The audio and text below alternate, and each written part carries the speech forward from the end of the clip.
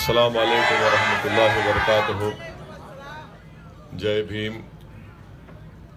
जनाब इम्तियाज़ जलील साहब, उम्मीदवार औरंगाबाद, शह नशीन बतशरीफ़ फरमा,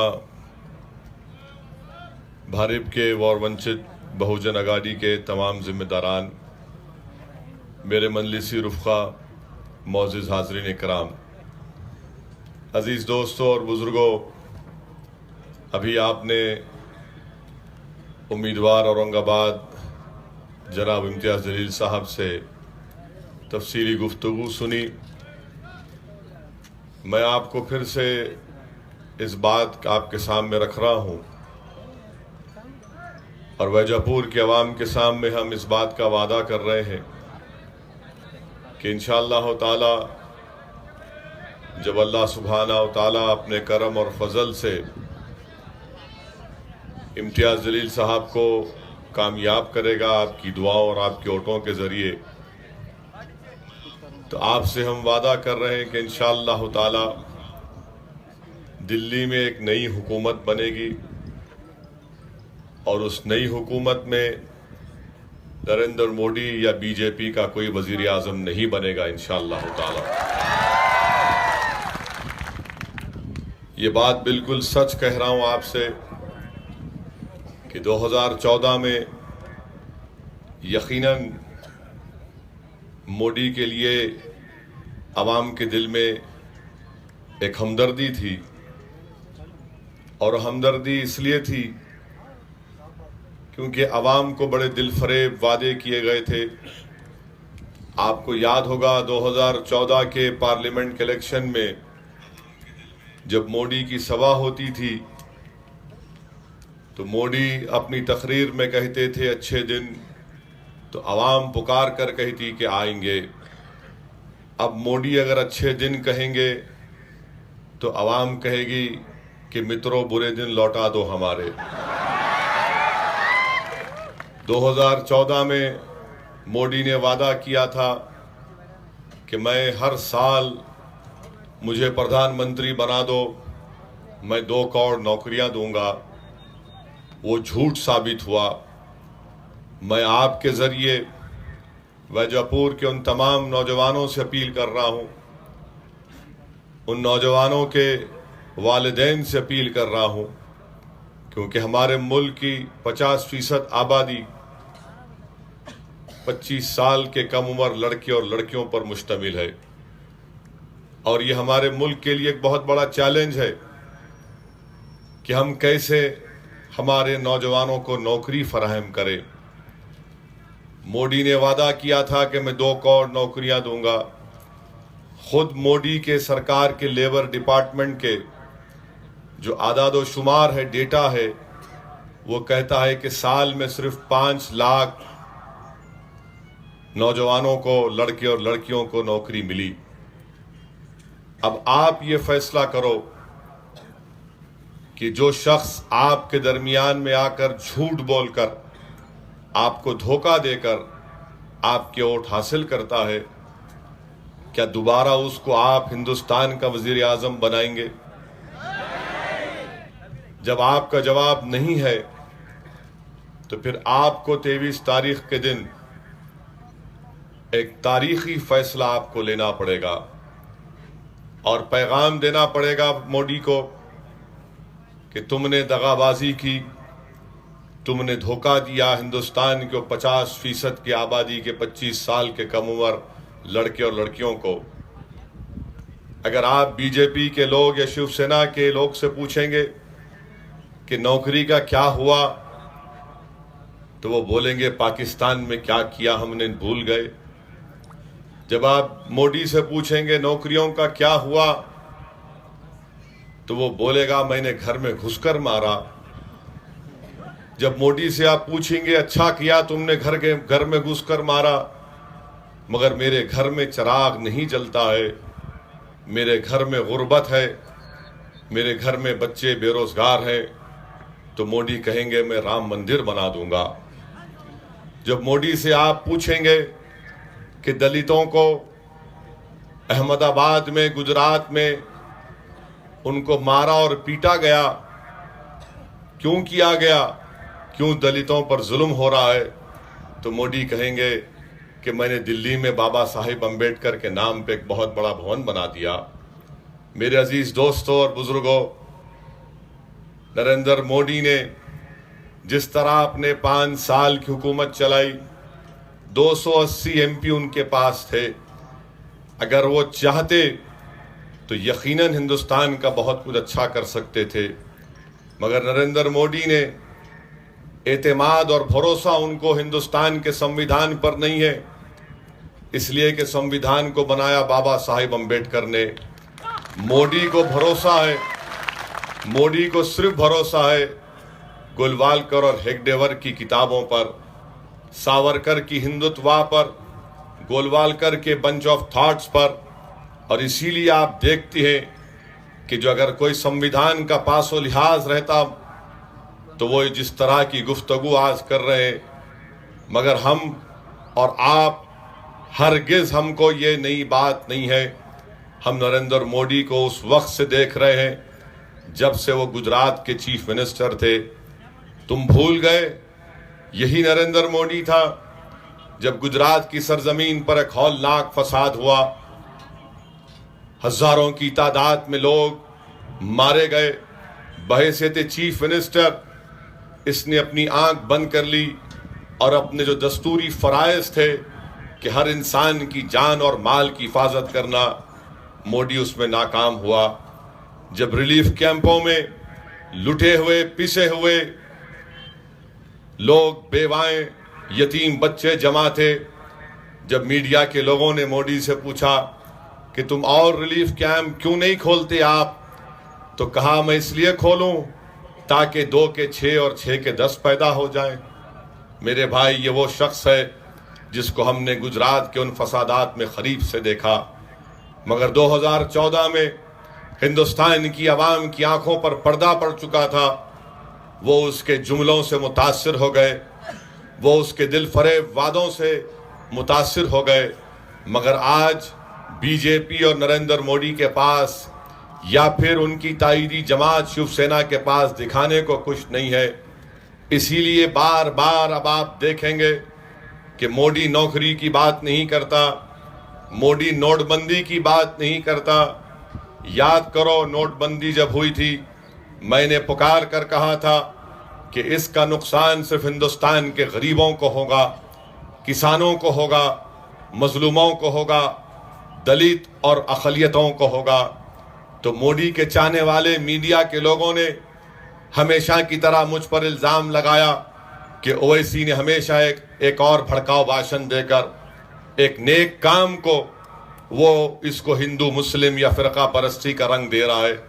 मगर आज दुनिया को मालूम हो गया कि कल अखबारात ने रिपोर्ट किया, आज भी अखबारात में है कि नोटबंदी जब की गई 500 और 1000 की नोट गायब हुई। तो मेरे भाई, हमारे मुल्क में 50 लाख लोगों की नौकरियां चले गई। ये वादा किया था 2 करोड़ नौकरियां दूंगा हर साल, सिर्फ 500 और 1000 की नोट गायब किया तो 50 लाख लोग अपने रोजगार से महरूम हो गए। अब आप सोचिए, हजारों की तादाद में घर और बार बर्बाद हो गए, मगर हिंदुस्तान के वजीर आजम मोदी इसकी बात हरगिज नहीं करेंगे। इसीलिए मेरे अजीज दोस्तों और बुजुर्गों, आपको एक तारीखी फैसला लेना है। यकीनन ये 5 साल बीजेपी के, एनडीए के हमारे लिए तकलीफ दे रहे। यकीनन इस 5 साल में जो वाकयात हुए, उन वाकयात के जरिए हिंदुस्तान के अक़लियतों को एक पैगाम दिया गया कि तुम इस मुल्क के बाइज्जत शहरी नहीं हो, तुम अव्वल दर्जे के शहरी नहीं हो, ना तुम किराएदार हो, बल्कि तुम अगर इस मुल्क में रह रहे हो तो हमारे रहमो करम पर रह रहे हो। और मैं तुम्हारे दरमियान में खड़े होकर आपसे अर्ज कर रहा हूं, अगर आरएसएस हमसे ये कहती है कि हम इस मुल्क में आरएसएस की सोच और उसकी आइडियोलॉजी के ऊपर रहमो करम पर रह रहे, तो नहीं। अगर बीजेपी शिवसेना कहती है कि मुल्क सेकुलर है इसलिए कि हम सेकुलर हैं, नहीं। याद रखो, हम मुल्क में अगर रह रहे हैं तो अव्वल दर्जी के शहरी हैं। हम इस मुल्क में अगर हैं, ये मुल्क अगर सेकुलर है तो सियासी पार्टियों की वजह से नहीं, ये मुल्क सेकुलर है और रहेगा इंशाअल्लाह ताला, इसलिए कि जो संविधान बाबा साहिब अम्बेडकर ने बनाया वो संविधान कहता है कि मुल्क सेकुलर रहेगा। हम किसी के रहमो करम पर, किसी के भीख के मोहताज नहीं है। मेरे अजीज दोस्तों और बुजुर्गों, मैं आपके पास इसलिए आया हूं कि ना सिर्फ आपसे अपील करूं कि इम्तियाज जलील को आप कामयाब करिए, बल्कि आपके दिलों में या आपके दिमाग के किसी कोने में किसी भी किस्म का अगर खौफ है तो उस खौफ को दूर करो मेरे भाई। उस खौफ को अपने करीब आने मत दो। आज हमको डराने के लिए अखलाक की जान ले ली गई, हमारे नौजवानों को डराने के लिए हाफिज जुनैद 17 साल के लड़के की जान ले ली गई, और हमारे बुजुर्गों को डराने के लिए पीलू खान को मार दिया गया। मगर अगर अल्लाह पीलू खान और नौजवान हाफिज जुनैद और अखलाक की रूहों को आवाज देगा, जबान देगा, और अल्लाह अगर हमको उनकी आवाज को समझने की सलाहियत अता करता तो यकीनन उनकी रूहें हिंदुस्तान से पुकार पुकार कर कह रही हैं कि कहाँ है वो लोग जिसे हिंदुस्तान पर नाज था, कहाँ है वो लोग जो इस हिंदुस्तान के कॉम्पोजिट कल्चर की बातें करते थे। अगर आज तुमको हिंदुस्तान पर नाज है, फकर है, तो आगे बढ़कर ऐसी फाशिस्ट और ऐसी जालिम हुकूमत का, जमहूरियत को इस्तेमाल करो, अपनी वोट की ताकत पर इस हुकूमत का खात्मा करो। मैं तुमसे अपील करने आया हूं कि अपने वोट का इस्तेमाल करो।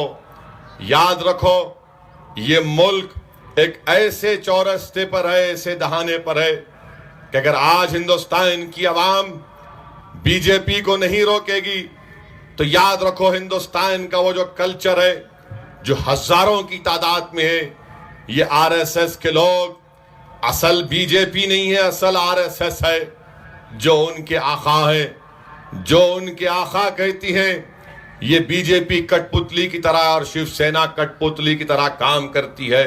मेरे भाई, आज हमको एक तारीखी मौका मिला है महाराष्ट्र में कि हम मजलूम अवाम हैं, हम कमजोर हैं, हमसे नाइंसाफियां हुई हैं। इसीलिए मजलिस इत्तेहादुल मुस्लिमीन ने प्रकाश अंबेडकर साहब से इत्तेहाद किया।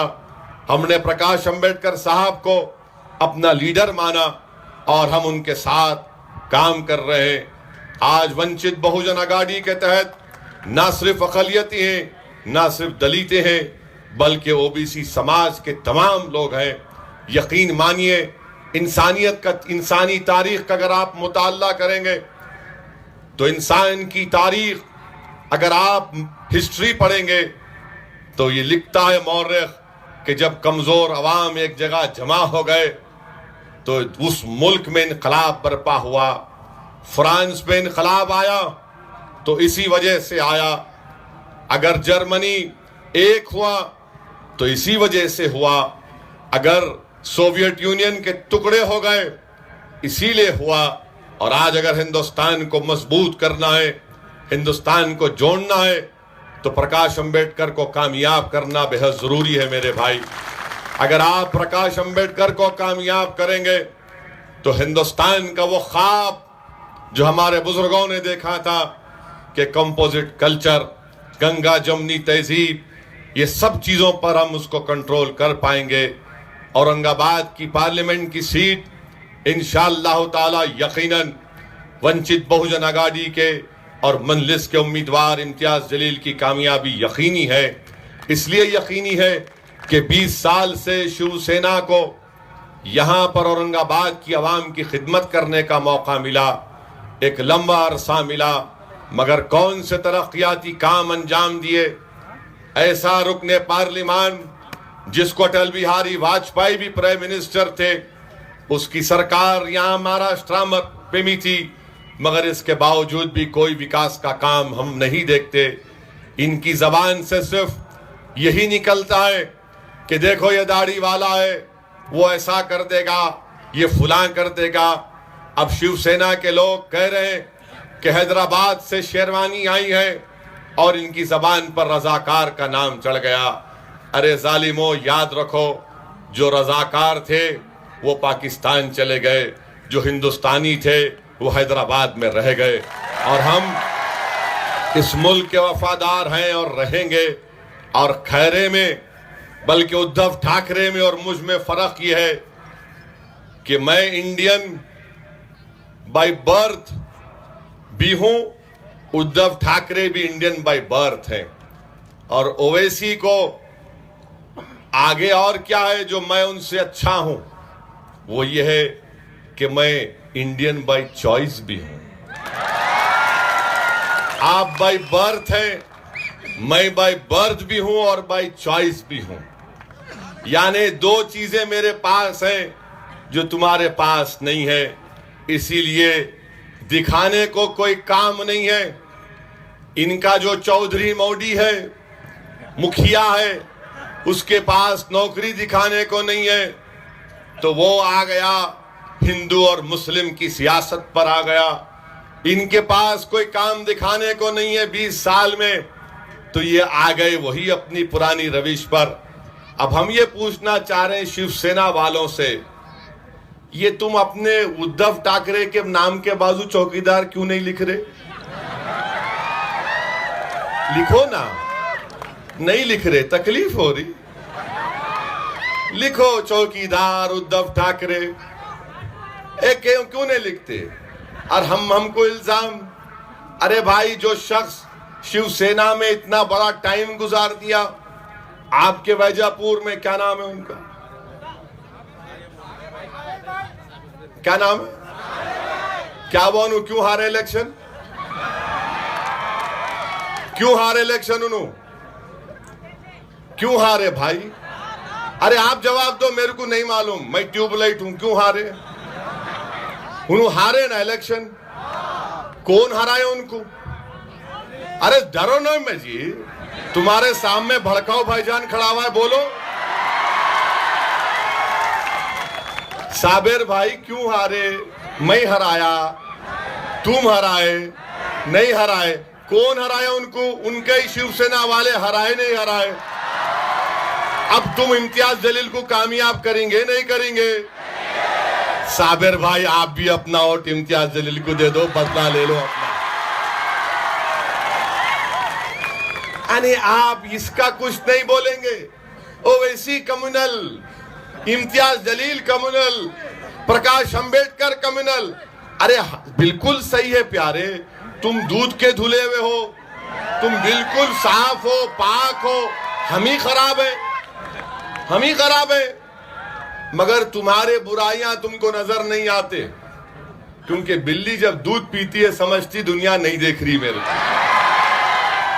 तो मेरे अजीज दोस्तों और बुजुर्गों, इम्तियाज जलील साहब को औरंगाबाद की जामे तरक्की के लिए कामयाब करिए। और याद रखिए, महाराष्ट्र की सियासत में एक इनकलाब लिखा जा चुका है। इंशाअल्लाह इस इनकलाब को आप रोक नहीं सकते।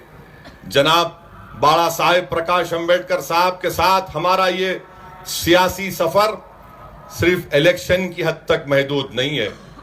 पार्लियामेंट के इलेक्शन से आगे बढ़ेगा, असेंबली का इलेक्शन आएगा, साथ लड़ेंगे। म्युनिसिपल इलेक्शन आएगा, साथ लड़ेंगे। सरपंच का इलेक्शन आएगा, साथ लड़ेंगे। और इंशाअल्लाह ताला जब तक जिंदा है साथ रहेंगे। ये हमारे बड़े भाई हैं, हम इनके साथ थे और रहेंगे इंशाअल्लाह ताला। मैं हमारे तमाम कमजोर तबकात के लोगों से कह रहा हूं कि मैं अगर असदुद्दीन ओवैसी, इम्तियाज जलील, बाड़ा साहब का इसलिए साथ नहीं दे रहे कि सिर्फ इलेक्शन जीतना है। हमको महाराष्ट्र के गरीबों का दिल जीतना है, हमको महाराष्ट्र के गरीब आवाम को इंसाफ दिलाना है। और हम आपको ये बात कहने आए हैं कि उम्मीद कायम रखो, खौफ की बुनियाद पर वोट मत दो।